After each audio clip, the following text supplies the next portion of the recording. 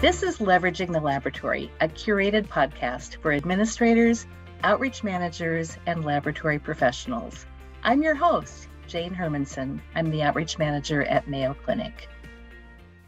Did you know that it's been over 30 years since Mayo Clinic Laboratories outreach team has hosted our first Leveraging the Laboratory conference? With 33 conferences behind us today, we still have so much content to share.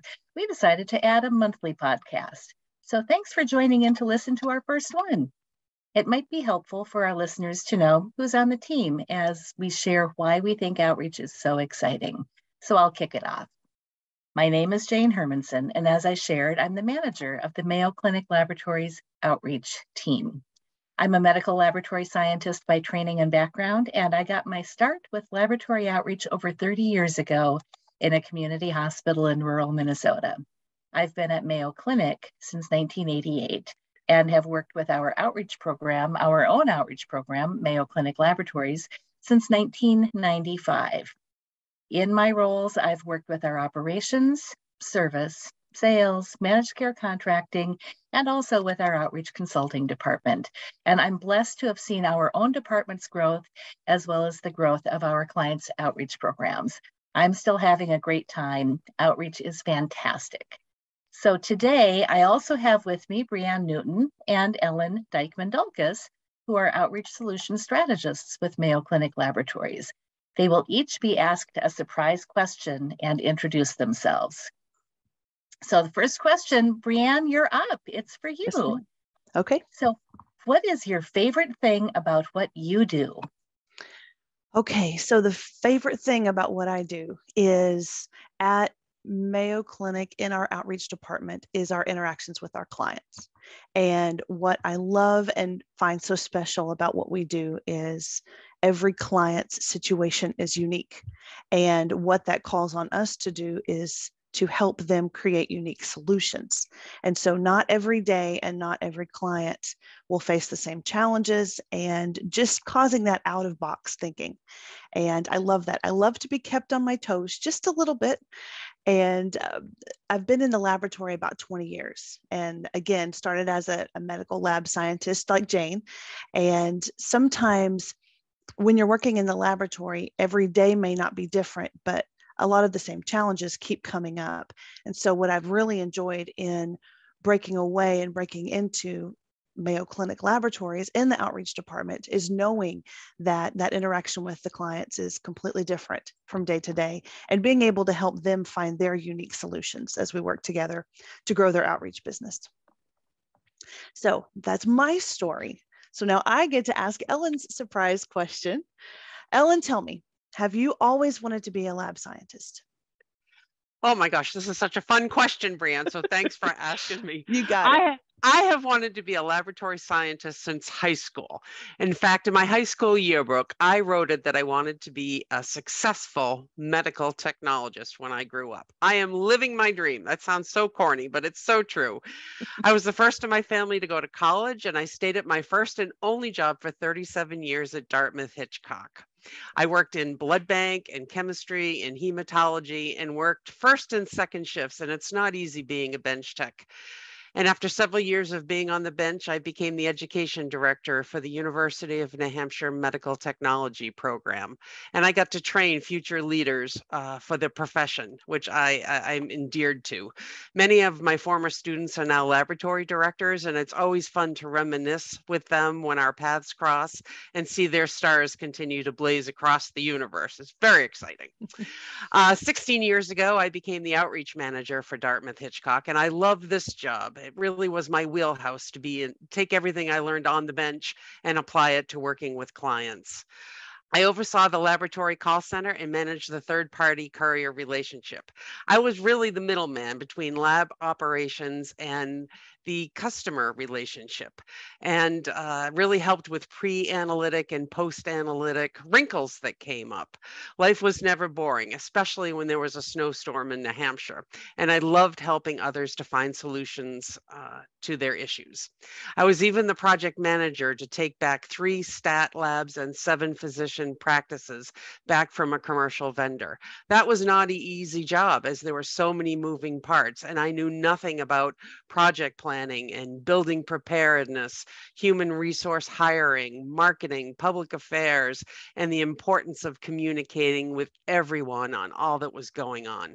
It was a very successful project, and lots of people made it happen.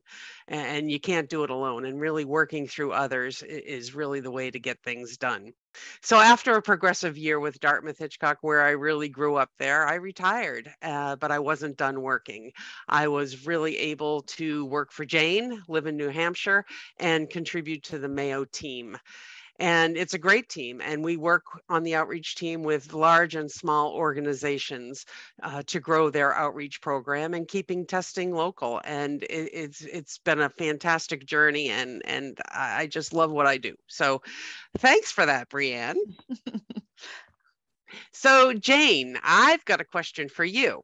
Since you are the longest member of the team and the resident historian, how has laboratory outreach changed in the last 20 years? Do you want to enlighten Brianne and I and our listeners? Oh, I'd be happy to enlighten you, but I actually want to go back, Ellen, because you said you wanted to be a successful medical technologist in your high school yearbook. My dream started when I was 8 years old. I wanted to be a lab scientist. I win. I had an uncle who was a med tech. He brought me into his laboratory. I think he probably let me play with a lot of really infectious, not healthy things for a kid to be playing with, but I got to do a bunch of lab tests when I was 8 years old, caught the fever, and still feel the joy every day, truly, in doing what we do. All right, so what was your question? History, right? You want history? I want history, Jane. I want to know where we've been and where we're going. All right, so let me say this. Outreach continues to change. And 20 years, you say 20 years, I can even go back 30. But outreach continues to change. But I think the main message is that it is as critically important today as it was back then. And if I think back to when I first started in a small rural hospital, the physicians in the community didn't use the hospital, and it was 2 blocks down the road. Why? Because they didn't even know that we had services that we could help them with. And why is that? Well, number one, the clinic lab manager was married to the courier for a local regional lab. So that didn't hurt. But at the same time, we also realized that we really hadn't talked to that practice at all and helped them understand what we could do. So just like we were in the situation of the hospital not knowing, that's really where hospitals were 20, 30 years ago. They didn't have good relationships with their providers. And guess who did? Lab companies. The independent external commercial laboratories did a really good job. They promoted their services, and hospitals didn't. The lab companies had dedicated sales forces. They were developing, back 20 years ago, they were developing information technology and support for interfacing with electronic medical records and the systems that doctors had. And they also had pretty good, strong courier networks. And hospitals needed to develop that infrastructure so they could compete. Good news is that they did. And we've been working with our clients, really, I've been working with them for about 27 years to build all of that stuff. So fast forward to today, what's different? Well, today, hospital labs actually perform over 60% of the testing that's ordered in this country overall. Over 60%, that's a lot. Yeah, it's a lot. So why is that? And I think it comes down to the fact that health systems are strong today. We've formed as health systems. There are 6,000 hospitals in this country, but a lot of them are affiliated and part of a larger group. Those larger groups are finding ways to work together. And they're also purchasing physicians. They're starting to employ or affiliate strongly with physicians. So today, over 2/3 of physicians are actually employed by a health system. So what I like to say is if that physician is actually wearing your name badge, you would like them to be using the services from your hospital. And if they aren't, why not?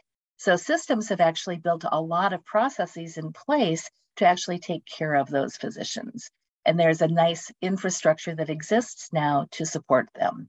So that infrastructure includes access to information technology. They're all on an enterprise IT system that provides them the ability to order tests, view their results. They can see their x-rays, they can put their clinical notes in, and it's a full comprehensive medical record. And because the lab is part of the health system, they don't have to have a separate product anymore. They can work with their physicians through this process.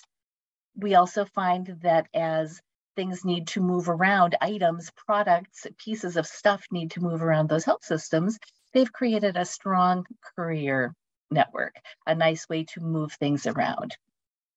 Also, because they are employed, the support process, it may not be as much of a sales conversation, and I'll put that in air quotes, which I hate air quotes, but that's the only way I can say it. They create a sales process by which to support and provide a mechanism to have a stronger relationship with the hospital, the health system, as well as the laboratory departments. And then lastly, as organizations are setting up locations, maybe their health plexes or even just a large physician office building, there typically becomes now spaces and an opportunity for the lab to put in a draw site.